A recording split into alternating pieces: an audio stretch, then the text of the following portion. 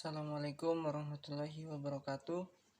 Perkenalkan, nama saya Muhammad Nur Iksan dengan NIM A1J1181045 dari kelompok 2 Praktikum Anatomi Fisiologi Manusia.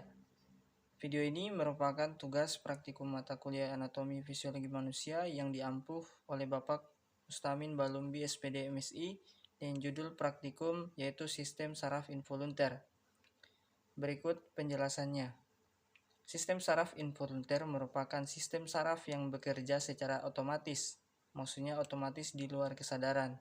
Otomatisasi ini memungkinkan tubuh dapat menghadapi lingkungan yang selalu berubah-ubah setiap saat.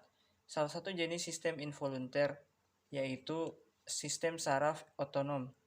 Sistem saraf otonom ini merupakan sistem saraf yang berperan dalam meregulasi organ sebelah dalam bagian tubuh.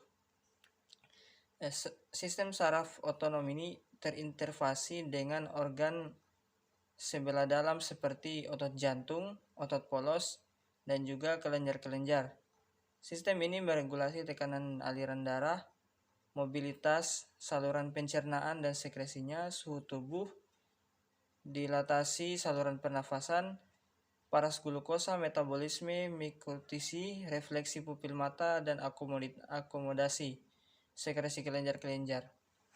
Dan juga masih banyak lagi yang belum bisa saya sebutkan satu persatu. Sistem saraf otonom terdiri atas sistem saraf simpatik dan juga parasimpatik, yang mana preganglion saraf simpatik itu pendek dan berasal dari greameter tulang belakang dan meninggalkan melalui ventral, sedangkan preganglion saraf parasimpatik berasal dari batang otak dan bagian sakral, kemudian menjulur keluar dan bersinapsis dengan ganglion yang dekat dengan organ sebelah dalam, yaitu saraf 3, 7, 9, dan juga 10. Berikut adalah diagram dari anatomi saraf otonom. Yang pertama saya akan menjelaskan di bagian mata.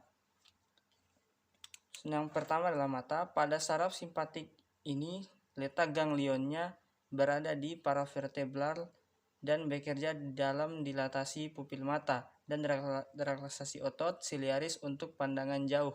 Sedangkan pada saraf parasimpatiknya berada di saraf kranial 3 dan bekerja dalam kontraksi pupil mata dan otot siliaris untuk pandangan dekat. Adapun gambarnya ini. Yang nomor 2 yaitu kelenjar submandibular dan sublingual. Pada saraf simpatiknya itu berada pada saraf kranial 7 dan juga saraf kranial 9 dan bekerja dalam menstimulasi cairan ludah. Sedangkan pada saraf simpatik bekerja dalam pencegahan pengeluaran cairan ludah. Adapun gambarnya itu ini. Selanjutnya paru-paru.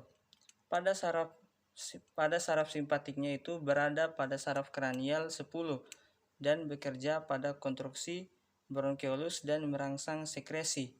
Sedangkan pada saraf simpatik berada pada paravertebral dan bekerja pada dilatasi bronkeolus. Adapun gambarnya yaitu seperti berikut. Nomor 4 itu kelenjar keringat atau kulit. Pada saraf simpatiknya itu berada pada paravertebral dan bekerja untuk memproduksi keringat. Sedangkan saraf simpatiknya itu bekerja untuk menurunkan sekresi keringat. Adapun gambarnya itu ini. Selanjutnya yaitu jantung. Pada saraf simpatiknya itu berada di saraf kranial 10. Adapun cara kerjanya itu dengan mengurangi denyut jantung dan juga kontraksi. Sedangkan pada saraf simpatiknya itu berada di paravertebral dan cara kerjanya itu meningkatkan denyut jantung dan juga kontraksi. Adapun gambarnya yaitu sebagai berikut. Selanjutnya yaitu lambung. Pada saraf simpatik lambung itu berada di paravertebral. Cara kerjanya itu menghambat kerja jantung dan juga pankreas serta menghambat aktivitas mencerna.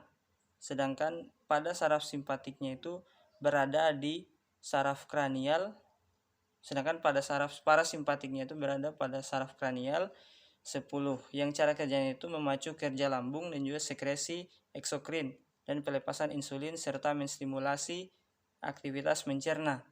Adapun gambarnya yaitu sebagai berikut. Selanjutnya usus kecil dan juga usus besar. Pada saraf simpatiknya itu berada di paravertebral.